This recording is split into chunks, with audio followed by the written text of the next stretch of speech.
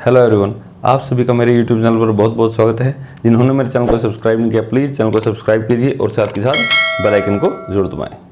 आज हम कुछ फंक्शन को उनके नाम के हिसाब से नाम, डोमेन, कोडोमेन, रेंज और ग्राफ ये उनकी याद करेंगे। उससे पहले मैं कुछ आपको टर्मिनोलॉजी जो आपके बार बार बुक में देखने को मिलेगी उसके बारे में बता देता हूँ। जैसे आप पढ़ते हो कोई फंक्शन है, ये आर से आर तक आपको गिवन है। ये आर आपका क्या कहलाता है? जो यहाँ पर दिया गया है कोई भी सेट, वो डोमेन होती है। जो यहाँ दे रखा है वो कोडोमेन। अब देखो, यदि आपकी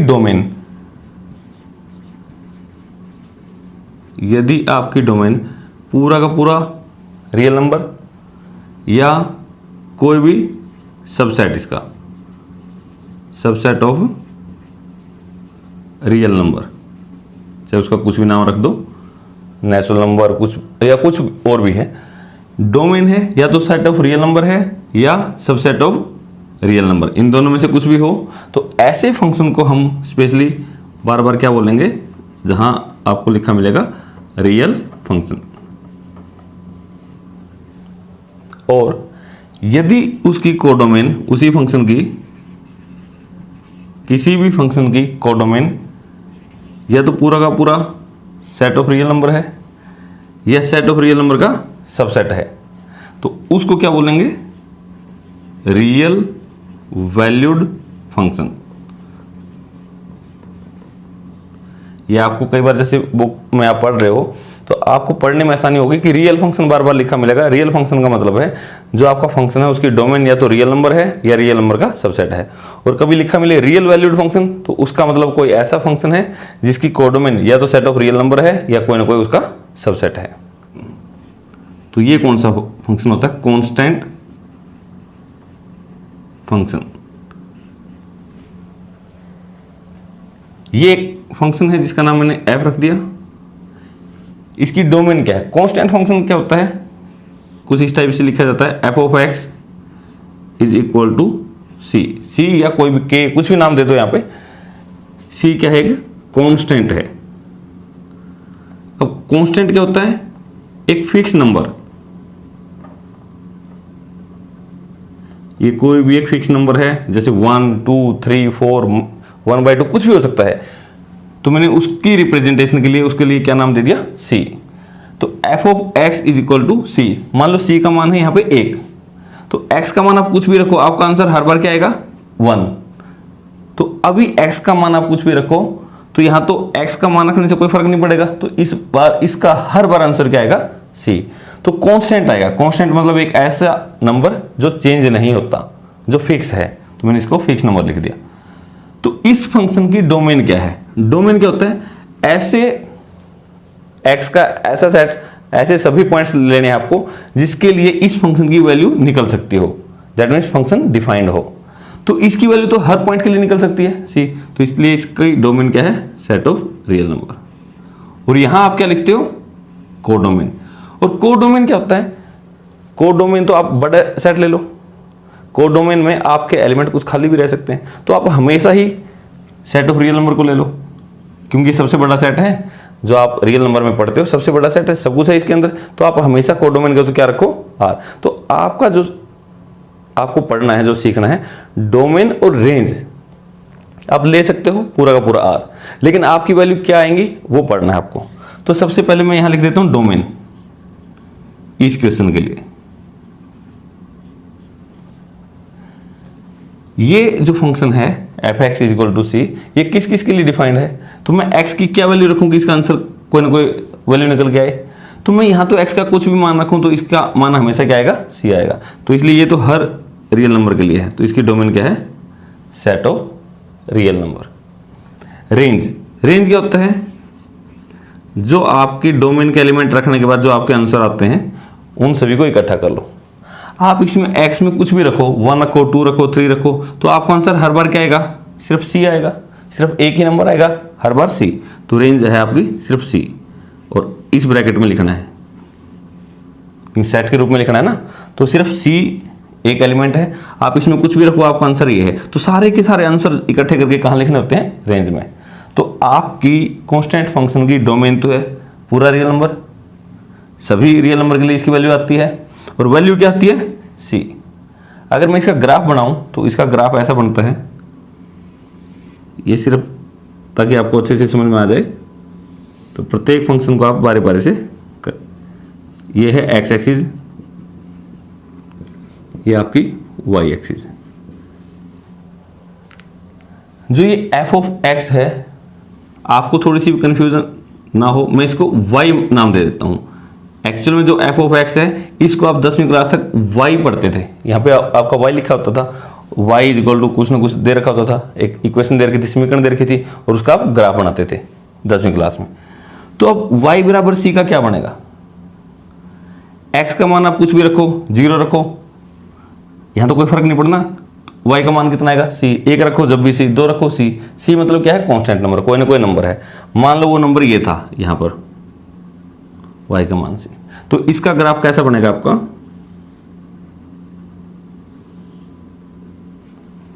ऐसा कुछ आपकी लाइन बनेगी। कांस्टेंट फंक्शन का ग्राफ ऐसा होता है, c पे डिपेंड करता है। c अगर पॉजिटिव है तो ऊपर की तरफ ये लाइन बन जाएगी ऐसे, और c नेगेटिव है तो यहां बन जाएगी। तो हमेशा कैसी बनेगी? एक line parallel to X axis, एक line parallel to X axis. Parallel होता है समांतर, तो एक्स एक्सिस के समानांतर एक लाइन बनेगी किसकी? Constant function. यहां से बात आपको क्या क्या सीखनी थी?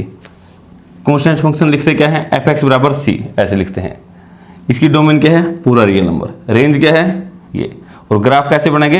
एक लाइन बनेगी जो पैरेलल टू एक्स एक्सिस है। सिर्फ ये 4 बातें आपको सीखनी है। सेकंड है आपका आइडेंटिटी फंक्शन। नाम से आपको याद करने हैं आइडेंटिटी फंक्शन। एक एफ नाम दे दिया मैंने, रियल नंबर से रियल नंबर तक, और इसको लिखते कैसे हैं आइडेंटिटी फंक्शन को? F of x is equal to x, ऐसे लिखते हैं। आइडेंटिटी का मतलब होता है सेम टू सेम। जो आप इनपुट दोगे, जो भी आप यहां पे वैल्यू रखोगे, वही आपकी आउटपुट आएगी। मतलब जो आप x का मान रखोगे वही आपका y का आएगा। अब कंफ्यूज मत होना कि y कहां है। जो ये f ऑफ x है, एक्चुअल में ये किसके बराबर होता है? y। आप x का मान 1 रखो तो y का 1 आ जाएगा, 2 रखोगे तो 2 आ जाएगा, 3 रखोगे तो 3 आ जाएगा। तो सेम टू सेम आएगा। तो ऐसे को क्या बोलते हैं? Identity function. ये याद करना पड़ेगा आपको, f ऑफ x बराबर x। अगर मैं इसकी डोमेन लिखूं, डोमेन ऐसे x का सेट जहां इस फंक्शन की वैल्यू निकल सकती हो, डिफाइन हो। तो x का कुछ भी मान रखो, कुछ ना कुछ तो आ ही जाएगा। तो x के तो सभी मान अलाउड हैं, तो डोमेन है पूरा रियल नंबर। रेंज, तो आंसर क्या आएंगे इसके? जो रखोगे वही आ रहा है, तो रख क्या सकते हो? पूरा का पूरा रियल नंबर। तो आंसर भी क्या आ सकता है? पूरा का पूरा रियल नंबर। तो ये इसकी डोमेन है, ये इसकी रेंज है। और ग्राफ क्या है इसका? ये थोड़ी सी ताकि आपको समझ हो जाए, आगे ये अपने नाम से ही मिलते हैं। मैं रफ सा बता रहा हूं इसको, x axis, y axis. y is equal to x, ये तो आपने 10th क्लास में पढ़ा था। x की वैल्यू 0 रखो, y कितना आ जाएगा? 0। तो ये पॉइंट है। x की वैल्यू आप 1 रखो, y कितना आ जाएगा? 1। x1 y1, इनकी सीध में यहाँ एक पॉइंट है। 2 रखा तो 2 आ गया, तो यहाँ आ गया। तो ऐसे ही बहुत सारे पॉइंट आ जाएंगे, इन सभी को आप मिला दो।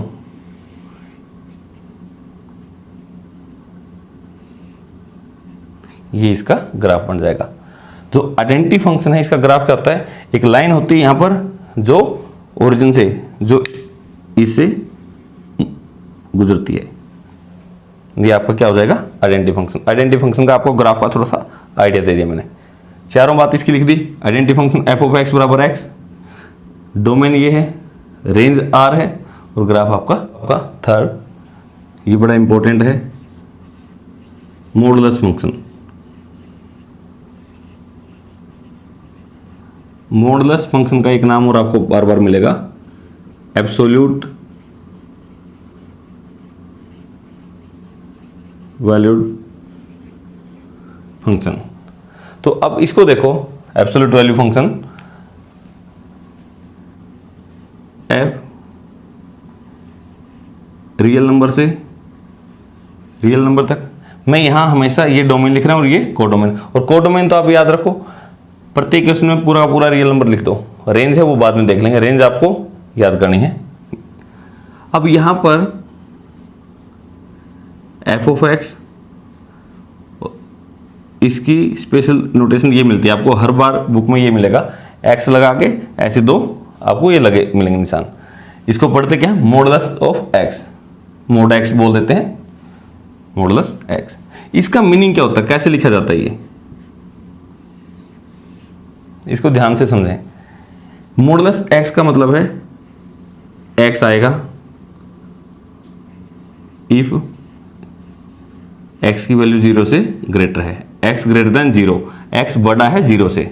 यदि एक्स 0 से बड़ा है, 0 से बड़ा मतलब पॉजिटिव है, तो इसका डायरेक्ट आंसर क्या आ जाएगा, एक्स आ जाएगा, 0 आ जाएगा। यदि आप x को क्या रखोगे, 0 रखोगे, माइनस एक्स आ जाएगा यदि आप x को 0 से छोटा। इसको 2-3 बार आप लिख के देखें और इसको याद करें। दोबारा मैं समझा देता हूं, यहां पर आपको x, अरे डोमेन तो आपकी क्या है यहां पे, चलो मैं पहले आपकी डोमेन लिखवा देता हूं। किसके लिए डिफाइंड है ये, पूरे के पूरे रियल नंबर के लिए। आप इसमें कोई भी वैल्यू रखो, सबके लिए कोई ना कोई आंसर आपका आ जाएगा। तो आंसर क्या आएंगे, रेंज। आप इसमें कुछ भी रखो, आपकी वैल्यू हमेशा 0 या 0 से बड़ी आएगी, कभी भी नेगेटिव नहीं आएगा इसमें। मैं अभी बता देता हूं आपको, 0 से इन्फिनिटी तक, क्लोज इंटरवल 0, क्योंकि 0 भी आ सकता है, और इन्फिनिटी, इन्फाइनाइट तक जाएगा। और यहाँ इन्फाइनाइट पे हमेशा क्या आता है, ओपन इंटरवल। मैंने इसको इंटरवल के रूप में लिख के दिखा दिया।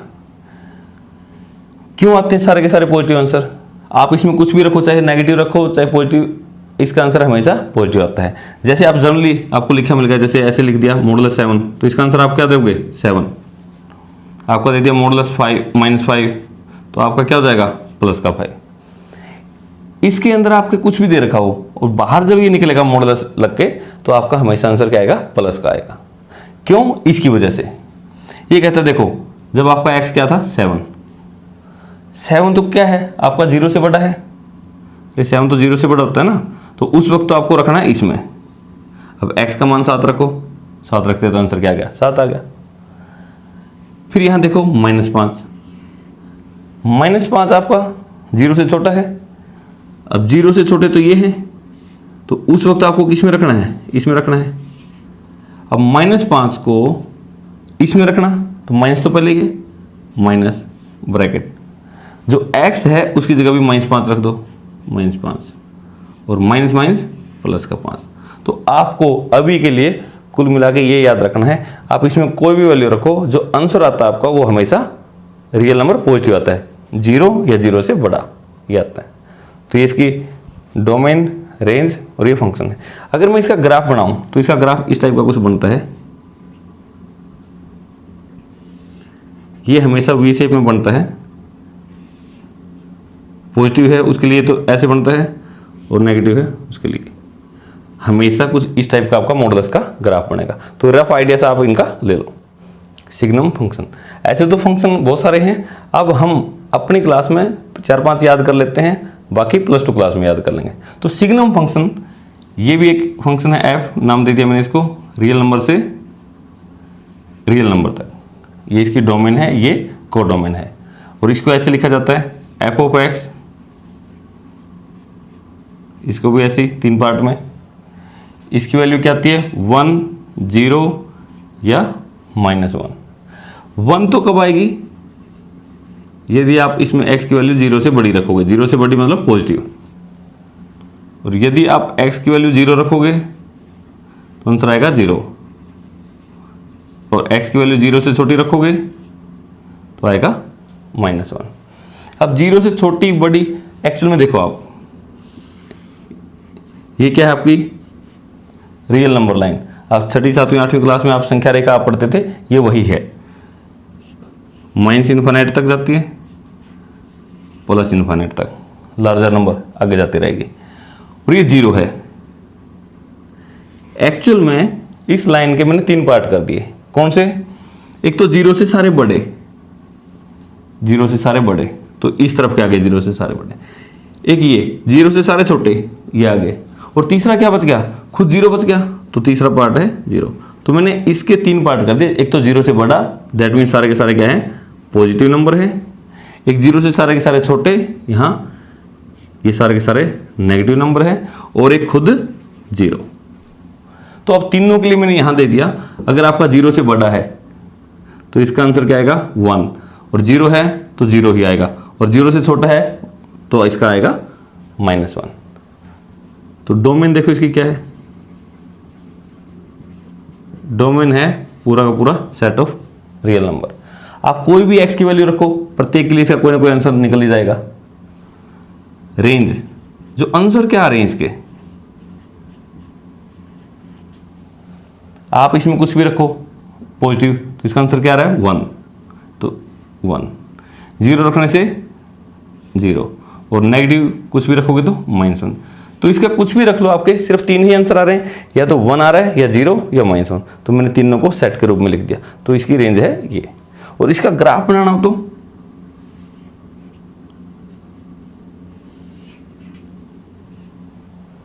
आप इसका ग्राफ बनाओ। पॉजिटिव x एक्सिस है, ये y एक्सिस है। जब x की वैल्यू 0 से बड़ी है, 0 तो यहाँ है, 0 से बड़ी तो इस तरफ होती है। जब x की वैल्यू 0 से बड़ी है तो उस वक्त y की वैल्यू कितनी थी आपकी? 1। अरे ये क्या है? y ही तो है, y का मान 1 यहाँ है। तो यहाँ एक लाइन खींच जाती है आपकी इसके समानांतर। ठीक है, इसको मैं ठीक कर देता हूँ, समानांतर लगना भी चाहिए। ये हो गया। तो यहाँ एक लाइन आपकी बन जाती है। और जब आपका x 0 है, y 0 है, तो मतलब एक यहाँ पे पॉइंट बनता है, x 0 y 0, तो ये पॉइंट है। मैंने इसको डार्क कर दिया। तीसरा, x की वैल्यू 0 से छोटी है, नेगेटिव है, नेगेटिव तो इस तरफ है, तो उस वक्त y की वैल्यू है -1। -1 यहाँ से होता है, तो यहाँ एक लाइन खींच जाती है।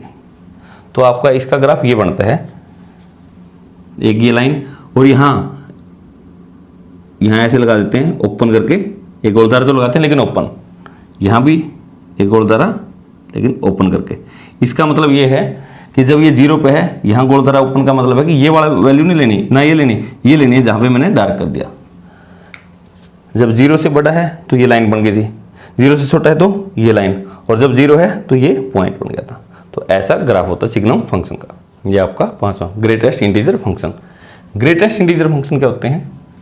मान लो मैंने एक f नाम दे दिया, पूरे रियल नंबर के लिए डिफाइंड है ये r से r तक।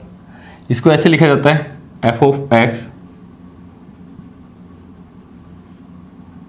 x, और ये दोनों तरफ ये ब्रैकेट लगाया जाता है, ग्रेटेस्ट इंटीजर फंक्शन। इसका मीनिंग क्या है?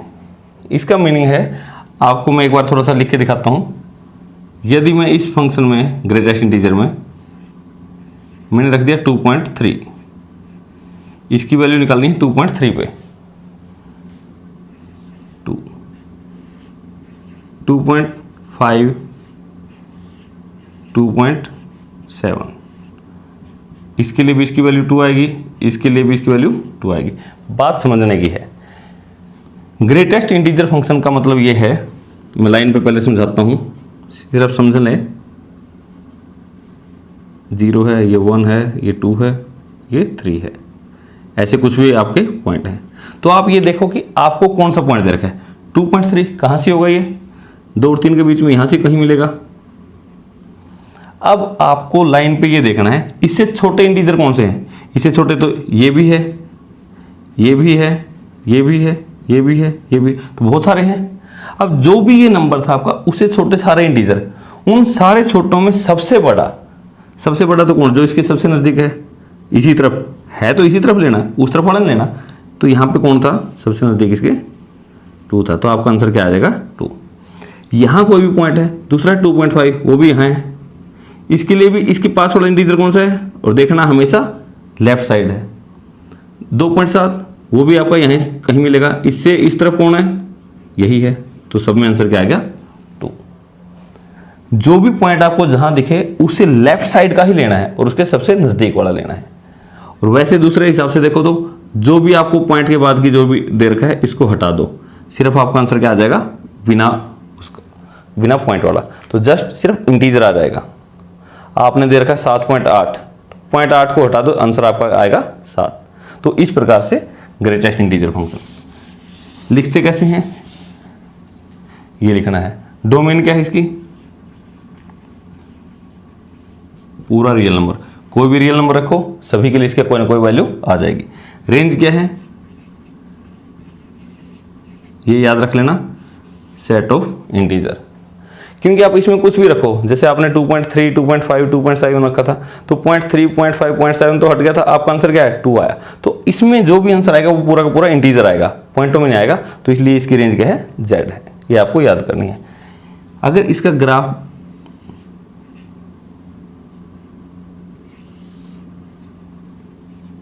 ये है आपकी एक्स एक्सिस, ये वाई एक्सिस है, 0, 1, 2, 3, 1, 2, 3, ऐसे ही यहां मैं लेके दिखा देता हूं। अब देखो यहां इसका x की वैल्यू 0 से 1 के बीच का कुछ भी हो तो आपका आंसर हमेशा क्या आएगा, 0 ही आएगा। तो यहां तो आपका ग्राफ इसी के ऊपर बनेगा, 0 आएगा तो 0 इंक्लूड है तो 0 पे गोलदारा लगेगा। फिर 1 से 2 के बीच का, 1 से 2 के बीच की कुछ भी रखो, जैसे आपने 1.1 रखी, 1.2 रखी, 1.9 रखी, तो आंसर कितना आएगा 1, 1, 1। 1 से 2 के बीच का कोई भी वैल्यू रखो, आपका आंसर क्या आएगा 1।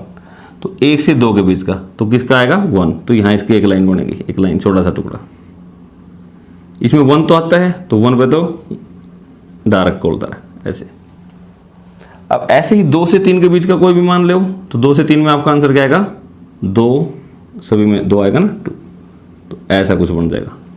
तो ऐसे छोटे छोटे से आपके यहां बनते हैं, इस टाइप का ग्राफ होता है इसका। सिर्फ आप एक आइडिया से ले लो, रफ सा आइडिया, ऐसे छोटे छोटे, तो यहां से कोई भी आप वैल्यू रखो इसे जस्ट छोटा, तो इस टाइप का ग्राफ बनता है। इसको बोलते हैं ग्रेटेस्ट इंटीजर फंक्शन। हम पढ़ेंगे अलजेब्रा ऑफ रियल फंक्शन। अब यहां अलजेब्रा का, जब भी ये यहां हम 2 फंक्शन का अलजेब्रा पढ़ रहे हैं, दैट मीन्स अलजेब्रा में यहां क्या है, 2 फंक्शन को अगर हम जोड़ें, घटाएं, गुणा करें, भाग करें तो उनमें क्या फर्क पड़ता है उनका डोमेन के हिसाब से। आप ये देखो, मान लिया एक एफ फंक्शन आपका रियल नंबर से, रियल नंबर ही आप ले सकते हो या उसका कोई ना कोई सेट, तो x से r तक। और ऐसे ही g आपका कोई फंक्शन है x से r तक। 2 फंक्शन आपके डिफाइंड है, x से r, g भी है x से r। तो f प्लस g ये भी आपका एक नया फंक्शन बन जाएगा जो आपको x से लेकर r तक आपका डिफाइंड होगा। और कैसे लिखा जाएगा, इसकी वैल्यू कैसे निकलेगी, f प्लस g, इसकी वैल्यू x पर किसके बराबर होगी, f की वैल्यू x पर प्लस g की वैल्यू x पर, इन दोनों का जोड़, ये आएगी आपकी f प्लस g, इसकी वैल्यू निकालनी थी x पर, तो ये कहता है कि x पर f की वैल्यू निकाल दो और g की वैल्यू भी निकाल दो x पर और दोनों को जोड़ दो, तो ये आएगा किसके लिए, सभी के लिए, for all x belongs to x, मतलब इसके प्रत्येक एलिमेंट के लिए ये इस टाइप का होगा। तो ऐसे ही एक नया फंक्शन मान लो आपका f माइनस जी है, नया फंक्शन बन गया। ये f माइनस जी का मतलब भी क्या है, एक नया फंक्शन है x से r तक। इसका मतलब ये है कि f माइनस जी, अगर इसकी वैल्यू निकालनी है x पर, तो सिंपली जैसा आपको नजर आ रहा है f की वैल्यू x पर माइनस जी की x। इनका ये बेनिफिट हो जाएगा आपको, इससे ये पता चल जाएगा अगर आपको 2 फंक्शन दे रखे हैं तो वो कॉमन डोमेन पे जहां भी जरूरत पड़ेगी जोड़ने की तो जोड़ दो, घटाने की जरूरत पड़ेगी तो घटा भी सकते हो। ऐसे ही तीसरा एफ की और जी की गुणा, ये नया फंक्शन बन गया एक्स से आर तक। इसका मीनिंग क्या होता है, एफ और जी इसकी वैल्यू एक्स पर निकालोगे तो क्या हो जाएगा, एफ की वैल्यू एक्स पे इंटू जी की वैल्यू एक्स पे, ये हो जाएगा। तो इसका मतलब आपको जोड़ने की भी यहाँ आपको छूट मिल गई, घटाने की भी, गुणा करने की भी। फोर्थ क्या है, एफ बाय जी, यदि एफ और जी आपको फंक्शन दे रखे तो एफ बाय जी, ये भी आपका फंक्शन निकल जाएगा। कैसे, एफ बाय जी इसकी वैल्यू आप निकालोगे एक्स पे, तो इसका मीनिंग क्या है, एफ की वैल्यू एक्स पे डिवाइड बाय जी की वैल्यू एक्स पे। आप ऐसा कर सकते हैं। बस एक बात का ध्यान रखें, जो बटे में है जो डिवाइड में है वो आपका कभी भी जीरो नहीं होना चाहिए।